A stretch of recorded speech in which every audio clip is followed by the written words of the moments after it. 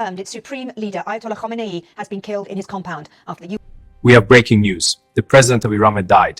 Tragically, several members of his family have also been killed. সবচেয়ে বড় ঘটনা ঘটল। ইরানের supreme leader Ayatollah Ali Khamenei ৩৭ বছরের শাসনের পর মারা গেলেন। কিন্তু কিভাবে এবং এরপর ইরানের ভবিষ্যৎ কি হবে?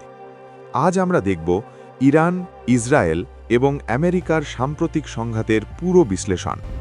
ভিডিও শেষ পর্যন্ত দেখুন, কারণ ইতিহাস আমরা আজ তৈরি হতে দেখব। ২০২৬ সালের ২৮শে ফেব্রুয়ারি শনিবার সকালে তেহরান, ইস্ফাহান, কারমানশাহ সহ ইরানের বড় শহরগুলো কেঁপে ওঠে। ইসরায়েলি মিসাইল একটার পর একটা ছুড়ে, এমনকি একটি স্কুলেও আঘাত করে, যেখানে মারা যায় ৫০ জন ছাত্রছাত্রী। আমেরিকাও কয়েকটি মিসাইল ছোড়ে ইরানের উপর। খামেনেইর বাসভবনও ক্ষতিগ্রস্ত হয় এবং খামেনেই, তার মেয়ে এবং পরিবারের অন্যান্য সদস্য নিহত হন। প্রশ্ন হল, ইরান কি ইসলামিক শাসনের পতন দেখবে? ইরানও প্রতিক্রিয়ায় তাদের মিসাইলগুলো আমেরিকার মধ্যপ্রাচ্যের ঘাঁটিতে লক্ষ্য করে। অস্বাভাবিকভাবে আমেরিকার এয়ার ডিফেন্স এগুলিকে আটকাতে ব্যর্থ হয়। এতে কি বোঝায় যে আমেরিকা ইচ্ছাকৃতভাবে এই হামলা হতে দিয়েছে? ১৯৭৯ সালে ইসলামিক রেভলিউশন ইরানে বর্তমান সরকার প্রতিষ্ঠা করে। ইরানের কোর বিশ্বাস, আমেরিকা ও ইসরায়েল চিরশত্রু।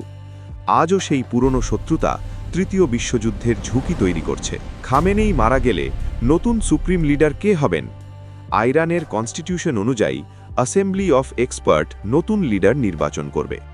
সম্ভাব্য প্রার্থী আলী লারজানি, যিনি ক্ল্যারিক নন, তবে খামেনেইর নীতি অব্যাহত রাখবেন।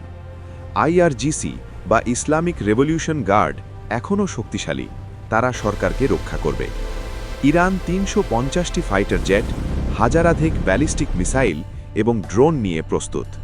চীন ও রাশিয়া থেকে কিছু হাইপারসনিক মিসাইলও এসেছে, কিন্তু দীর্ঘমেয়াদী যুদ্ধের জন্য অর্থনীতি দুর্বল।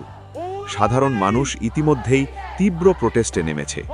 অতএব সরকারকে শুধু বাহ্যিক হুমকিই নয়, অভ্যন্তরীণ চাপও মোকাবিলা করতে হবে। ইরান বনাম আমেরিকা ইসরায়েল সংঘাত তৃতীয় বিশ্বযুদ্ধের রূপ নিতে পারে, কারণ ইরান স্ট্রেট অফ হরমুজে মাইন বিছিয়ে তেলের সরবরাহ বন্ধ করতে পারে। এতে খনিজ তেলের দাম বৃদ্ধি পাবে, যা সারা বিশ্বে প্রভাব ফেলবে। এই যুদ্ধ শুধুই মধ্যপ্রাচ্যের সমস্যা নয়, এটি বৈশ্বিক সংকটের কারণ হতে পারে। এখন দেখা যাক এই যুদ্ধ কতদিন চলবে এবং ইরান কতটা স্থিতিশীল থাকবে। ভিডিওটি যদি আপনার ভালো লেগে থাকে, লাইক দিন, শেয়ার করুন এবং চ্যানেল সাবস্ক্রাইব করুন। পরবর্তী ভিডিওতে আমরা আরও বিস্তারিত দেখব ইরানের সামরিক ক্ষমতা এবং সম্ভাব্য আন্তর্জাতিক প্রতিক্রিয়া।